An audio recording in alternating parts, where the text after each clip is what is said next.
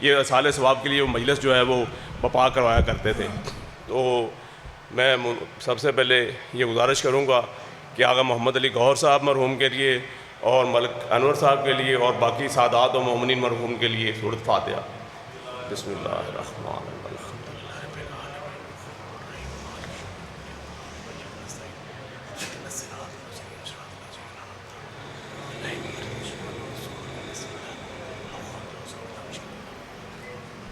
بسم اللہ قل هو اللہ احد بسم اللہ الرحمن قل هو اللہ احد اللہ درود کا ہدیہ محمد عالم محمد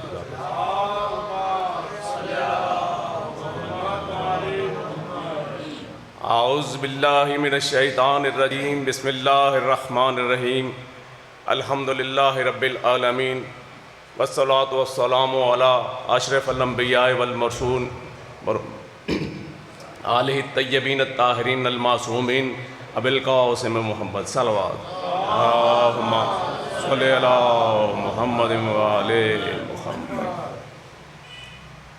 بسم اللہ الرحمن الرحیم اہدنا الصراط المستقیم اہدنا الصراط المستقیم۔ میں نے سورۃ فاتحہ، چونکہ میرے مہمان جا کر آئے ہوئے ہیں، ہم میزبانوں میں شامل ہیں، ملک صاحب نے زور دیا تو ایک روایت پیش کر کے ممبر چھوڑ دوں گا کیونکہ مہمانوں نے پڑھنا ہے۔ پوری سورۃ فاتحہ نہیں پڑھی، میں نے پڑھا ہے اہدنا الصراط المستقیم۔ ہر مکتبہ فکر اپنے مطابق ترجمہ کرتا ہے۔ کسی نے یہ ترجمہ کیا ہے کہ یا اللہ صراط مستقیم دکھا، کسی نے یہ ترجمہ کیا کہ ہدایت کا راستہ دکھا۔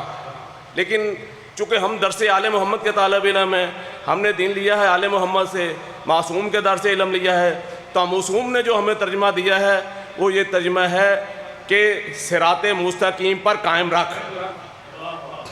یہ میں نے اپنے سرنامہ کلام اس سورہ کے اس قطعہ کو اس لیے قرار دیا ہے کہ میں نے آپ کو ایک روایت سنانی ہے اور روایت سنا کے ممبر چھوڑ دینا ہے۔ ترجمہ بھی کتاب بھی سنا دیا، ترجمہ بھی سنا دیا۔ تو محفل خاتم الانبیاء کی محفل سجی ہوئی تھی، صحابہ کرام کا مجمع تھا۔ تو ایک بڑے معتبر صحابی، جن کو آپ بھی بڑا صحابہ میں بڑا معتبر مقام حاصل ہے ہمارے بھائیوں کے مطابق، وہ مجمع سے اٹھے، رسول خدا کا خطاب جاری تھا، لیکن وہ ان کے ذہن میں پتہ نہیں کیا ہے، وہ مجمع سے اٹھے، یا رسول اللہ یہ صراط مستقیم کیا ہے؟ ابو بکر بیٹھ جاؤ۔ وہ پھر پتہ نہیں کیا خیال آیا، پھر کہا یا رسول اللہ صراط مستقیم، بیٹھ جاؤ۔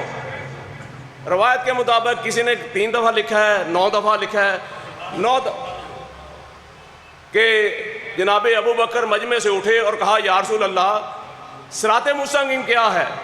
آپ نے کہا ابو بکر بیٹھ جاؤ۔ پھر دوسری دفعہ کھڑے ہوئے، پھر آپ نے کہا بیٹھ جاؤ، پھر تیسری دفعہ کہا یا رسول اللہ صراط مستقیم کیا ہے؟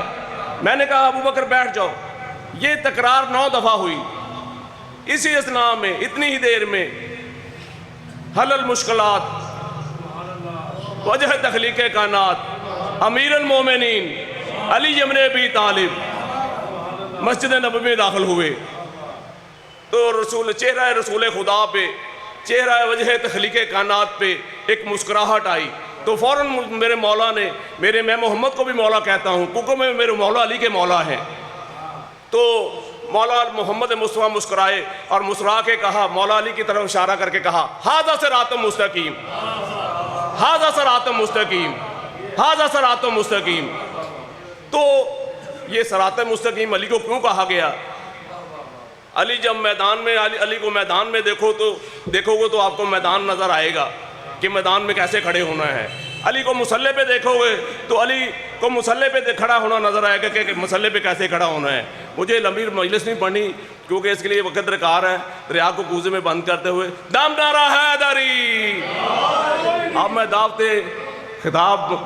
دیتا ہوں جناب معظم گوہر صاحب۔